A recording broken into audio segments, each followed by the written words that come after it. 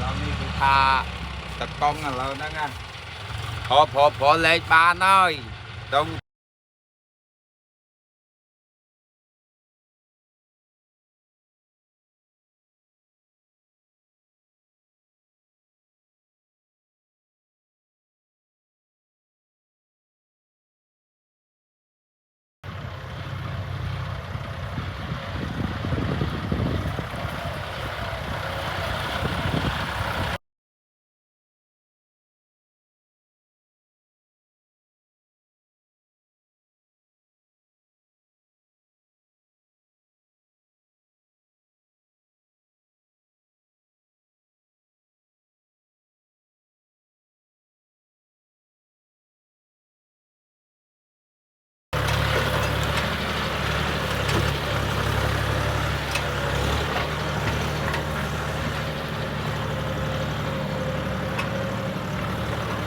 ធ្វើការធ្ងន់អើយឥឡូវនៅតា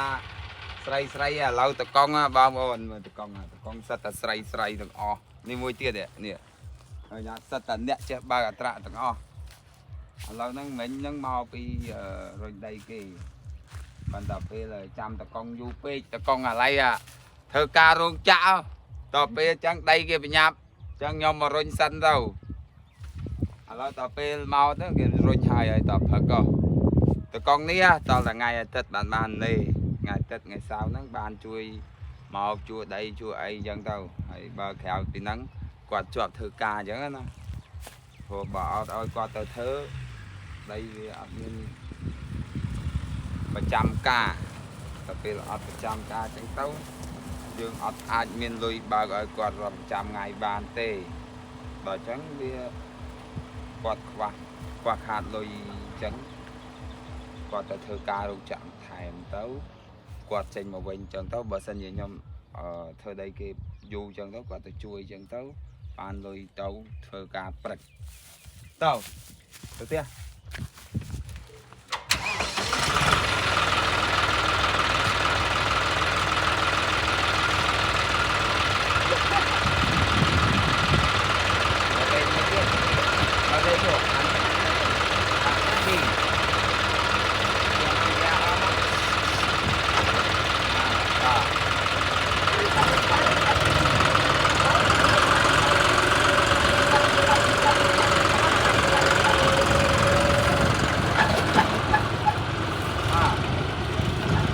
កង់សិតស្អីស្អាតណាមិនលំនោះទេណាចង់និយាយចឹងណា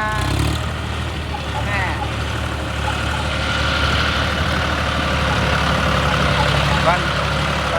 លាក់ផ្លូវដំណើរនេះ